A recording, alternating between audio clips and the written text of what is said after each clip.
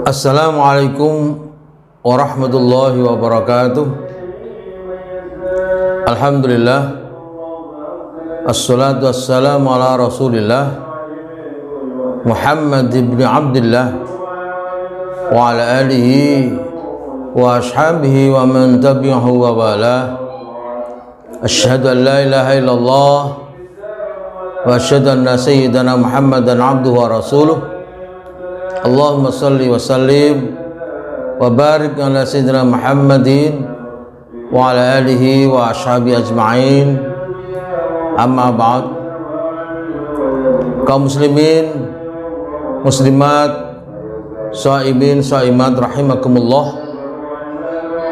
Alhamdulillah, pada tahun ini kita masih menjumpai dengan bulan yang penuh rahmat, bulan yang penuh maghfirah, bulan yang sangat istimewa bagi kita semuanya, yakni bulan Ramadan 1442 Hijriah.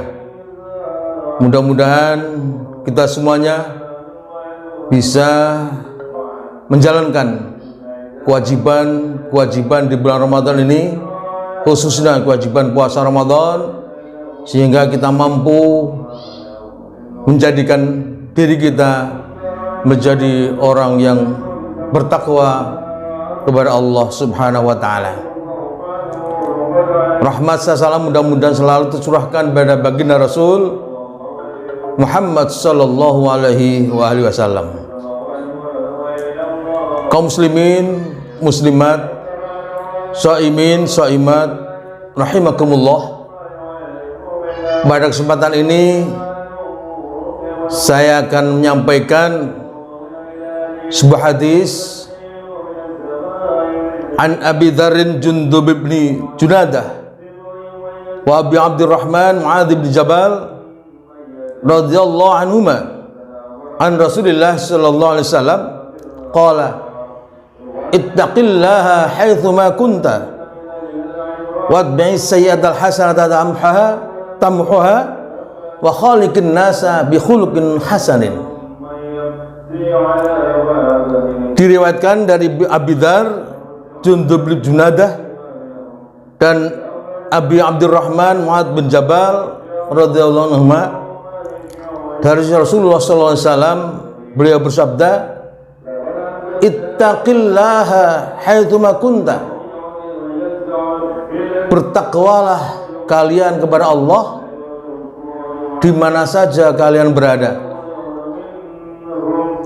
Di dalam hadis ini kita dipesan oleh Allah, oleh Rasulullah Muhammad SAW untuk senantiasa bertakwa kepada Allah dimanapun kita berada, dalam posisi apapun, kapanpun kita berada, maka kita wajib untuk bertakwa kepada Allah Subhanahu wa Ta'ala. Pengertian takwa, imtithalu awamirillahi azza wa jalla wa ijtinabu nawahihi sirra wa alaniyah. Takwa adalah melaksanakan segala perintah Allah dan menjauhi larangan-larangannya. Oleh karena itu, apapun yang menjadi perintah Allah, mari kita berusaha untuk melaksanakannya, dan semua yang menjadi larangan dari Allah Subhanahu wa Ta'ala, maka seharusnya kita juga bisa mengendalikan, jangan sampai kita melaksanakannya. Maka marilah kita sebagai orang yang beriman, orang muslim,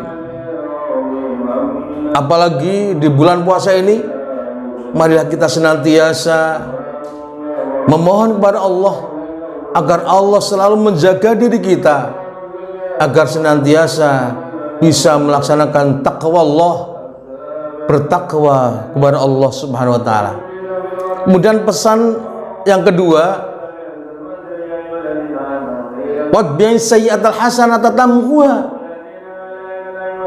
dan ikutilah perbuatan jelek yang kamu lakukan dengan perbuatan baik yang akan bisa menghapus perbuatan jelek itu. Oleh karena itu, kita sebagai manusia, saya yakin tidak ada yang luput dari perbuatan salah dan lupa. Sebagaimana sabda Rasul, kullu bani adam khata'un wa khairu khata'in at-tawwabun. Setiap anak Adam akan berbuat salah, dan setiap orang yang berbuat salah dan sebaik-baik orang yang berbuat salah, maka itulah orang-orang yang bertaubat. Oleh karena itu, kita sebagai makhluk Allah tidak luput dari perbuatan salah, tidak luput dari perbuatan dosa. Maka sebaiknya dan seyogyanya ketika kita berbuat dosa, berbuat salah ini, segera menghapusnya dengan perbuatan-perbuatan yang baik. Jangan sampai perbuatan yang salah, perbuatan dosa yang kita lakukan itu selalu berlanjut dan berlanjut terus tanpa ada kebaikan, ada perbuatan baik yang kita lakukan. Apalagi mumpung kita pada saat bulan puasa ini, Allah membuka pintu kemaafan bagi kita, membuka pintu maghfirah bagi kita. Maka kita seyogyanya bagaimana meningkatkan ibadah kita, meningkatkan usaha kita agar dosa-dosa yang kita lakukan itu senantiasa diampuni oleh Allah Subhanahu wa taala, sehingga akan bisa terhapus kejelekan-kejelekan yang pernah kita lakukan pada saat-saat sebelum kita melaksanakan puasa ini. Kemudian pesan Gusti Rasul sallallahu alaihi wasallam yang ketiga dalam hadis ini, wa khaliqin nasa bi khuluqin hasanin, dan berakhlaklah, berbudi pekertilah, bersikaplah dengan manusia yang lain dengan akhlak yang baik. Kita sebagai makhluk sosial, kita sebagai makhluk yang bermasyarakat, tentunya kita tidak bisa hidup tanpa orang lain. Kita akan selalu berhubungan dengan orang lain, dengan orang tua kita, dengan anak-anak kita, dengan istri kita, dengan tetangga kita, dengan saudara-saudara kita.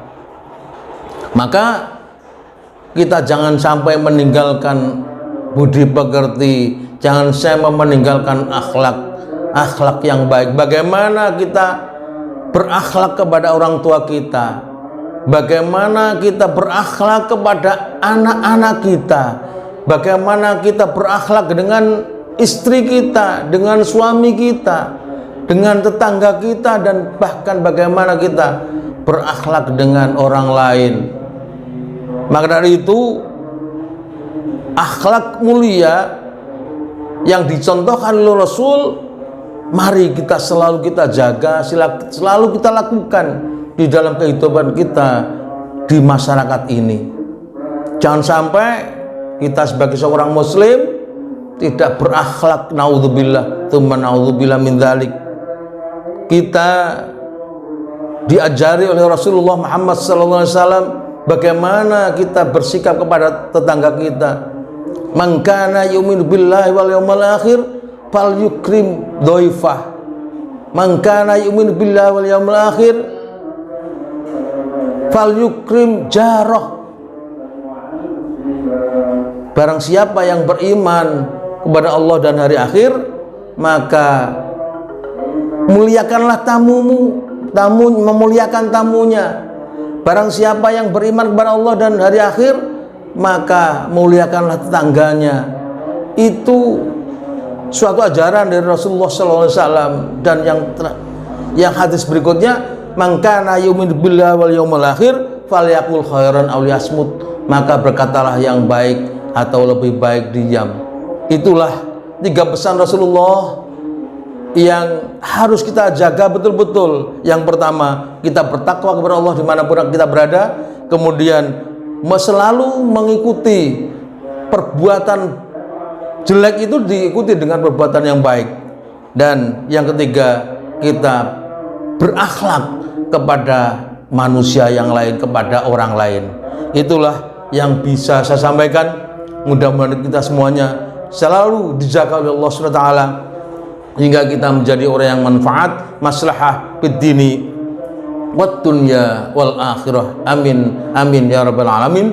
Usikum wa nafsi bitaqwallah wallahul muwaffiq ila aqwamit thariq. Wassalamualaikum warahmatullahi wabarakatuh.